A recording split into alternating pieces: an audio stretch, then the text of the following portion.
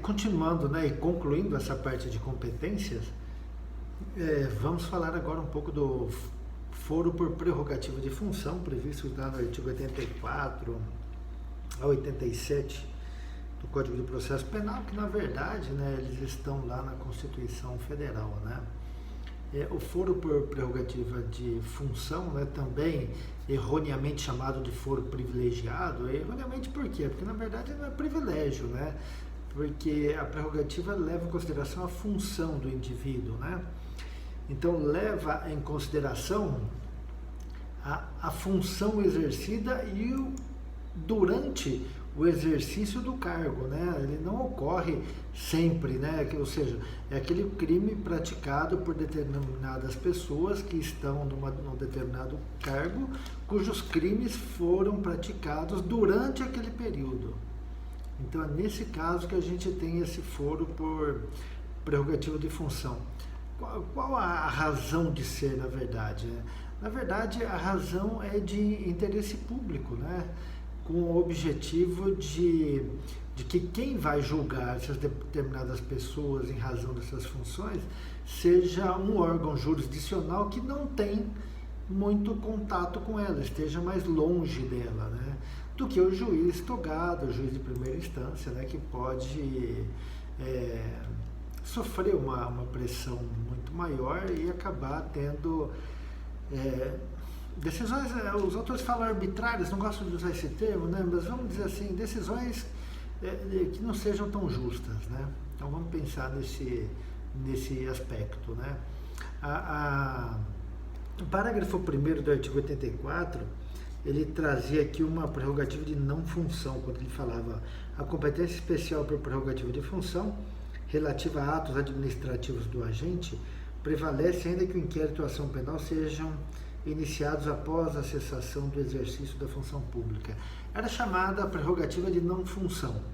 O Supremo Tribunal Federal, né, há pouco tempo aí entendeu, né, que a prerrogativa de função deve ser somente em relação a crimes praticados por pessoas cuja função, né, deve ser, porque ocupam determinadas funções que devem ser julgadas por determinados tribunais, mas cujos crimes tenham sido praticados durante o exercício do cargo, né? Então, crimes praticados durante o exercício do cargo são julgados por prerrogativa de função. Fora isso, não. Né? Que eu acho que é a decisão mais correta. Para a gente ter uma ideia das prerrogativas de função, né? Pela Constituição Federal, né? A gente tem lá competência do Supremo Tribunal Federal para julgar o presidente da República, o vice-presidente, os ministros de Estado, senadores, deputados federais, integrantes dos tribunais superiores, né, STJ, TSE, do Tribunal de Contas da União e os embaixadores. Isso é competência do STF, do Supremo Tribunal Federal, para julgamento. Do Superior Tribunal de Justiça, do STJ, governadores, desembargadores dos tribunais de justiça, integrantes dos tribunais de contas dos estados e dos municípios e dos tribunais regionais, TRF, TRT, TRE, integrantes do Ministério Público que atuam nos tribunais superiores, né, competência do STJ, competência dos tribunais regionais federais, juízes federais, juízes do trabalho, juízes militares, procuradores da República, integrantes do Ministério Público que atuam na segunda instância junto ao TRF, a competência dele também. E dos tribunais de justiça, de acordo com a Constituição Federal, os prefeitos, né, mas nós temos a lei orgânica do Ministério Público, né, os procuradores de justiça, promotores, lei orgânica da magistratura, os juízes também são julgados pelo Tribunal de Justiça. Quando o pessoal fala que isso na verdade não é um privilégio, é porque quem é julgado por esses tribunais, eles não têm o duplo grau de jurisdição. Ou seja, é um julgamento por um órgão colegiado que já resolve. Ele não tem para quem recorrer. Eu fui julgado pelo STF. A decisão do STF acabou, não tem mais onde recorrer. A gente tem visto já isso, né? Então, Isso acontece. Ah, foi julgado pelo tribunal, o prefeito foi julgado pelo Tribunal de Justiça, ele não tem como recorrer, nem para o STJ, para o STF. O recurso especial, o recurso extraordinário, eles são próprios, né? Não se reanalisa a prova. Então, por isso, é decisão única, né? Não sei se isso vale a pena ou não vale a pena, né? É bastante complicado. Uma coisa interessante, né? Um fato interessante é quando há conflito, né, de competências, prerrogativa de função da Constituição Estadual com a Constituição Federal. Né? Por exemplo, né, a Constituição Estadual ela pode trazer, por exemplo, competência do tribunal para o Tribunal de Justiça para julgar os deputados estaduais. Né? O deputado estadual praticou um crime em razão da função durante o exercício do cargo, ele vai responder perante o Tribunal de Justiça do Estado onde ele exerce a sua atividade. Bom, ótimo. Tá, mas se ele cometeu um crime de homicídio, prevalece a competência do júri. Por quê? Porque a gente tem um conflito de competência estabelecido na Constituição Estadual e na Constituição Federal. Prevalece a Constituição Federal lá pela pirâmide de Kelsen, né? A Constituição Federal está acima da Constituição Estadual. A Constituição Estadual não pode revogar aquilo que a federal, né, prevê. E a competência do Tribunal do Júri para julgamento dos crimes dolosos contra a vida está na Constituição Federal. Né? Por isso, prevalece a Constituição Federal. Então, sempre que houver conflito, né, de uma competência prevista na Constituição Federal como a prevista na Constituição Federal, né, prevalece a federal. Tá? Uma outra coisa interessante que eu ia falar sobre a competência por prerrogativa de função. Deixa eu ver se eu lembro o que é.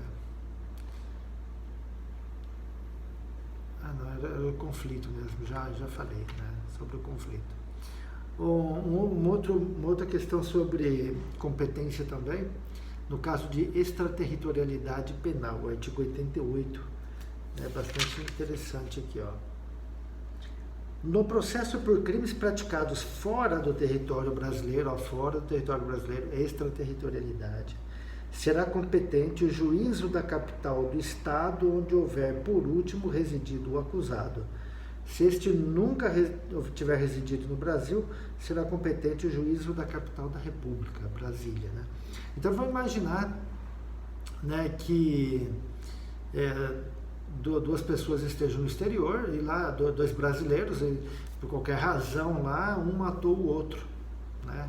E aí a gente vai ter lá a extraterritorialidade por nacionalidade, né? Crimes praticados por brasileiro contra brasileiro fora do território nacional, está lá no Código Penal, lá, acho que é o artigo 7º, se não me engano. Bom, então o Brasil é competente para julgar esse crime também. Ótimo. Qual o foro competente para julgar? Bom, homicídio, Tribunal do Júri. Ok, Tribunal do Júri de onde? Do juízo da capital do estado onde houver por último residido o acusado. Se ele morava numa cidade do estado de São Paulo, né? Tribunal do Júri de São Paulo. De que justiça? Estadual ou federal? Em razão dessa extraterritorialidade, Justiça Federal. Tribunal do Júri da Justiça Federal de São Paulo. Né? Ou, né, se esse nunca residiu no Brasil, Brasília. Né? Competência do Tribunal do Júri da Justiça Federal de Brasília. O artigo 89. Os crimes cometidos em qualquer embarcação nas águas territoriais da República ou nos rios e lagos fronteiriços, bem como a bordo de embarcações nacionais em alto mar, serão processados e julgados pela Justiça do primeiro porto brasileiro em que tocar a embarcação depois do crime. Isso se a embarcação tiver vindo para cá, né? Então, competência, crimes ocorridos em embarcação nas águas territoriais da República, rios e lagos fronteiriços, bem como a bordo de embarcações nacionais em alto mar, serão processados e julgados pela Justiça do primeiro porto brasileiro em que tocar a embarcação. Então, tocou em Santos, é lá em Santos. Foi dentro do rio Tietê, né, na primeiro porto, né, que ele tocar é a competência lá. E aqui, quando ocorrer em mar territorial, alto mar, competência, Justiça Federal, tá? Ou quando se afastar do país pelo do último que houver tocado. Ou seja, a embarcação vindo para o Brasil, ocorreu lá em alto mar, onde tocou é a competência. A embarcação está saindo do Brasil, a competência do último que ela tocou. Às vezes ela passou por Paranavaí, Rio de Janeiro, e o último foi Santos, competência Santos. Tá? O artigo 90, aeronaves. Os crimes praticados a bordo de aeronave nacional dentro do espaço aéreo correspondente ao território brasileiro ou ao alto mar, ou a bordo de aeronave estrangeira dentro do espaço aéreo correspondente ao território nacional, serão processados e julgados pela Justiça da comarca em cujo território se verificar o pouso após o crime, ou pela comarca de onde houver partido a aeronave. É a mesma regra, né, da embarcação, com a diferença que é pouso e decolagem, né? Ocorreu no espaço aéreo onde pousou a competência ali. Pousou em Congonhas, competência São Paulo, Justiça Federal de São Paulo. Pousou em Guarulhos, competência Justiça Federal de Guarulhos. Né? O crime ocorreu quando a aeronave estava em alto mar ou mesmo em território nacional, mas pousou lá em Madrid, né? Competência do lugar de onde ela por último decolou. Se ela decolou de Recife, é competência Recife. Se decolou de São Paulo, competência São Paulo. E o artigo 91 fala que naqueles casos em que não se conseguir determinar a competência, se aplica a competência por prevenção. Deixa eu só falar uma coisa aqui a respeito do Tribunal do Júri, que, né, nós falamos do Tribunal do Júri. A Constituição Federal, ela traz a competência mínima do Tribunal do Júri. Ela vem lá falando que é de competência do Tribunal do Júri, é mantida a instituição do júri, né, com competência para julgar os crimes dolosos contra a vida. E ela remete, né, uma norma norma constitucional de eficácia limitada ou de eficácia contida, conforme queiram, né, e ela remete, né, ao legislador infraconstitucional para regulamentar. Como houve a recepção do Código de Processo Penal pela Constituição, o artigo 74 continuou, né, com a sua vigência da seguinte forma: a competência pela natureza da infração será regulada pelas leis de organização judiciária, salvo competência do tribunal, competência privativa do Tribunal do Júri. Aí vai lá o parágrafo 1º. Compete ao Tribunal do Júri o julgamento dos crimes previstos nos artigos 121, 122, 123, 24, 25, 26 e 27 do Código Penal, consumados ou tentados. Então, é a competência do Tribunal do Júri o julgamento dos crimes dolosos contra a vida na sua forma consumada ou tentada. No parágrafo 2º.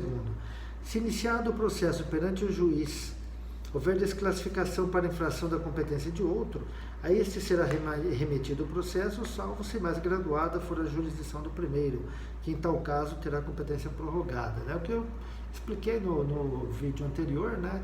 O juiz da pronúncia, se ele desclassificou de homicídio para lesão corporal seguida de morte, ou de uma tentativa de lesão, ou tentativa de homicídio, né, para uma lesão corporal culposa, uma lesão corporal grave, então desclassificou da competência do Tribunal do Júri.